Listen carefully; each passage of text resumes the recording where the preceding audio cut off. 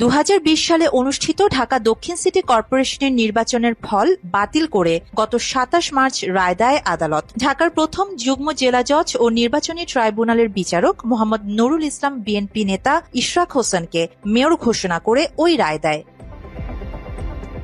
রায় ঘোষণার পরও মেয়র হিসেবে শপথ পাঠ করানো হয়নি ইশরাক হোসেনকে। ঢাকা দক্ষিণ সিটি কর্পোরেশনের মেয়রের দায়িত্ব বুঝিয়ে দেওয়ার দাবিতে তারপর থেকেই টানা বিক্ষোভ করেছেন ইশরাকের সমর্থকেরা। কর্মী সমর্থকদের বিক্ষোভের মুখে ইশরাক হোসেনের মেয়র হিসেবে শপথ গ্রহণের 10টি বাধার কথা জানান স্থানীয় সরকার মন্ত্রণালয়ের উপদেষ্টা আসিফ মাহমুদ সজীব ভুইয়া। তিনি বলেন, আরজি সংশোধন অবৈধ মর্মে হাইকোর্টের রায় ভায়োলেট করে নির্বাচন কমিশন ট্রাইব্যুনাল এই রায় দিয়েছে। এছাড়া নির্বাচন কমিশন শুনানিতে অংশগ্রহণ না করায় একপাক্ষিক রায় সহ 10টি কারণও উল্লেখ করেন উপদেষ্টা সজীব ভুইয়া। এসব আইনি জটিলতা নিরসন না করে শপথ গ্রহণ সম্ভব নয় বলেও জানান তিনি।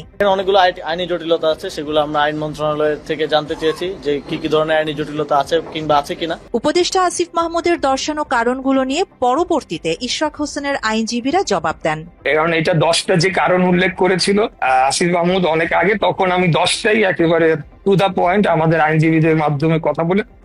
ইশরাক হোসেনের শপথ গ্রহণের দাবিতে সমর্থকদের বিক্ষোভ ও আইনি নানা জটিলতার মধ্য দিয়ে দক্ষিণ সিটি কর্পোরেশনের মেয়রের মেয়াদ শেষ হয়েছে। গেজেট প্রকাশ হলেও মেয়র হিসেবে ইশরাকের শপথ গ্রহণের সুযোগ নেই বলে জানিয়ে দিয়েছে সরকার। গেজেটের মেয়াদটা বিচারাধীন থাকা অবস্থায় হয়েছে, এটা সাবজুডিস অবস্থায় যেহেতু মেয়াদ শেষ হয়েছে সেখানে আমাদের আসলে কর্ম। মেয়রের মেয়াদ শেষ হওয়া ও শপথ গ্রহণের সুযোগ না থাকা প্রসঙ্গে ইশরাক বলেন, সরকার প্রথম দিন থেকেই তাকে মেয়র পদে বসতে না দেওয়ার জন্য নানাভাবে অযৌক্তিক যুক্তি দিয়েছেন। একই সাথে অন্তর্বর্তী সরকারের আইন উপদেষ্টা আসিফ নজরুলকে ইঙ্গিত করে ইশরাক বলেন, এক টিভি টক শোতে শপথ বিষয়ে এক এক সময় এক এক অজুহাত দেখিয়েছেন।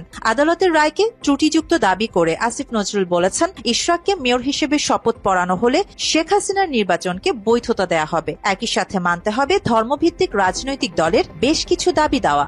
আমাকে যদি এখানে মেয়র হিসেবে শপথ গ্রহণ করতে দেওয়া হয় তাহলে একটি ধর্মভিত্তিক রাজনৈতিক দল নাকি 6000 তালিকা করে রেখেছে সারা দেশের কাউন্সিলরে, এবং সেটা তাদেরকে নাকি দিতে হবে। মাত্র 30% টাকায় জমির মালিক হয়ে নতুন বাংলাদেশের গড়ে তোলার স্বপ্ন দেখা বাংলা বসতি।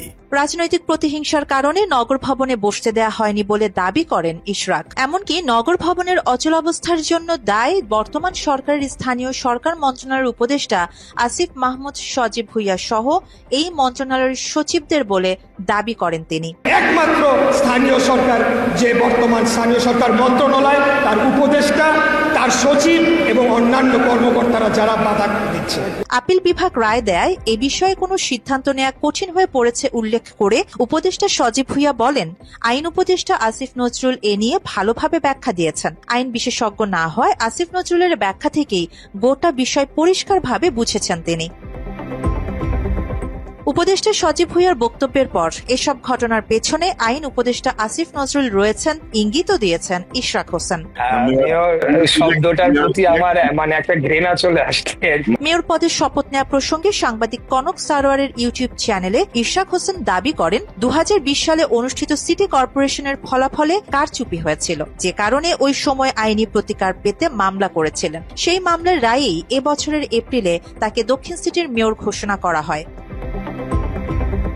এরপরও নানা আইনি জটিলতা দেখিয়ে তাকে শপথ না পড়ানোয় সমর্থকেরা যে বিক্ষোভ করেছে সেটি শুধুমাত্র একটি প্রতীকী আন্দোলন ছিল বলে জানান এই বিএনপি নেতা। কথাটি আপনি বললেন যে আন্দোলন, আসলে আমরা ওই আন্দোলন তো করি নাই, এটা অনেকটা প্রতীকী আন্দোলনই বলতে হবে। জনগণকে জানানোর উদ্দেশ্যে করা বিক্ষোভে তাদের উদ্দেশ্য পূরণ হয়েছে এবং সাধারণ মানুষের জয় হয়েছে বলে মনে করেন ইশরাক হোসেন।